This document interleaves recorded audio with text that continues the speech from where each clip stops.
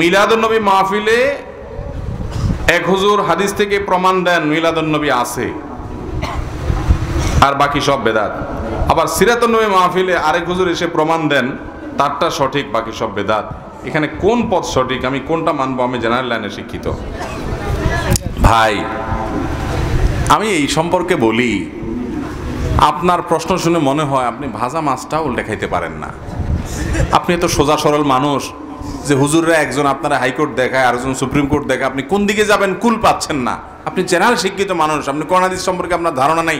হুজুররা আপনারা একজনে একদিক বলে, এই জন্য আপনি এখন দিশেহারা, আপনি বিরক্ত, আপনার মেজাজ গরম, হুজুররা এত রকম কথা বলে কেন? বাহ, এটা আল্লাহরে যা বলিয়েন কিয়ামতের দিন, আল্লাহ আমার কি দোষ? এই মৌলবীরা একটা একটা একদিকে টানছে, আমি কোন দিক যাব? মায়ের একটাও নিচে হবে না। আল্লাহ বলবে দুনিয়ার সব ঠিকই বুঝছো, শুধু ইসলামটার বেলা আসলে হুজুরদের দোষ দিয়া বলছো, হ্যাঁ হুজুররা একটা বলে আমি কোনটা করব? ভাইরা আমার, এক এক হুজুর এক একটা বলবে, এটা স্বাভাবিক, এটা অস্বাভাবিক না। নবী কারীম সাল্লাল্লাহু আলাইহি ওয়াসাল্লাম বলে গেছেন, ফাইন্নাহু মান ইয়াইশ মিনকুম বাদি ফাসায়ারা ইখতিলাফান কাসীরা, আমার পরে যারা পৃথিবীতে বেঁচে থাকবা তোমরা দেখবা নানান মত, এক এক হুজুর এক একটা বলে, এরকম অনেক কিছু দেখবা তোমরা। ওই সময় আমরা কি করব? নবীজি বলে গেছেন না, জান নাই?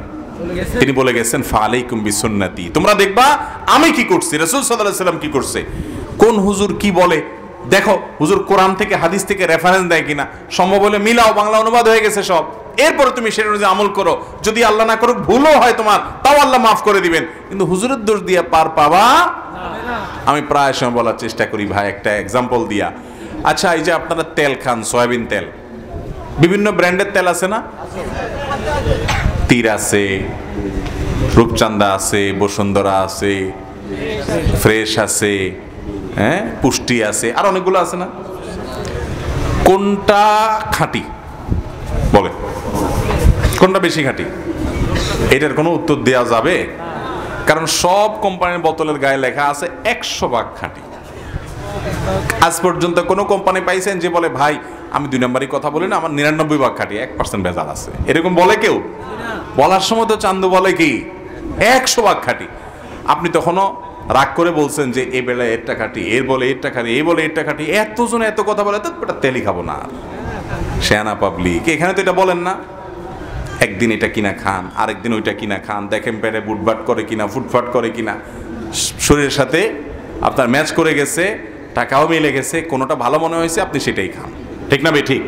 বিবেক খরচ করেন, বুদ্ধি খরচ করেন, বুঝার চেষ্টা করেন। দুনিয়াটা তো ভালোই বুঝেন মাশাআল্লাহ, শুধু আখিরাতের বেলা আসলে, ইসলামের বেলা আসলে শুধু হুজুরদের গায়ের সব দোষ দিয়ে আপনি ফেরেশতা হয়ে যান। আমরা কোন দিক যাব? বাহ, আল্লাহ আপনাকে আকল বিবেক দিছে না দেয় নাই? 7 সমুদ্র 13 নদী পার হইয়া নামটাও লিখতে পারে না, 1 2 3ও চিনে না, এই লোক সৌদি আরব চলে গেছে, আছে না নাই? পয়সার জন্য তো অনেক কিছু করতে পারেন। ইসলাম বোঝার জন্য কয় হুজুরের কাছে গেছেন, কয়টা কিতাব খুলছেন, কয়টা কোরআন খুলছেন, হুজুরের কাছ থেকে দলিল খুঁজছেন, ভালো করে 10 হুজুরের কথা শুনে কোনটা সঠিক মনে হয়, কোনটা নবীজির সাথে মিলে, কোরআনের সাথে মিলে, এটা একটু যাচাই করার চেষ্টা করি, একটু চেক করার চেষ্টা করি, ক্রস চেক করার চেষ্টা করি, কয় জায়গায় গেছেন। আল্লাহর কাছে কোনো জবাবদিহি করা যাবে? 50 টাকার একটা লাউ, এটা কেনার জন্য টিপতে টিপতে টিপতে লাউরে এমন 12টা বাজান বাজাইছেন যে লাউ বেচারা বেচতে বসছে, সে বলে ভাই কিনলে কিনেন, না কিনলে নাই, খবরদার নখ দিবেন না। ঠিক না ভাই? ঠিক যে 50 টাকার লাউটা কিনবো, এটা যেন ভেজাল না হয়, এই জন্য আমি টিপা দেখি, তাই না? আলু পটল কিনেন, এত চেক করেন। আমাদের কাছে ইসলামটার দাম আলু পটল আর লাউ চাইতে কম হয়ে গেছে, যে যাচাই করার দরকার, যাচাই বাছাই করার দরকার নাই, চেক করার দরকার নাই, চেক করার জন্য কষ্ট করতে রাজি না। লাউর পিছনে যত কষ্ট করি, যত টিপ দেই, হুজুরদেরকে এত টিপি টিপি দেখি নাই, হুজুরেরটা ঠিক না ওরটা ঠিক। ঠিক না ভাই? ঠিক। আল্লাহ তাআলা আমাদেরকে বোঝার তৌফিক দান করুন।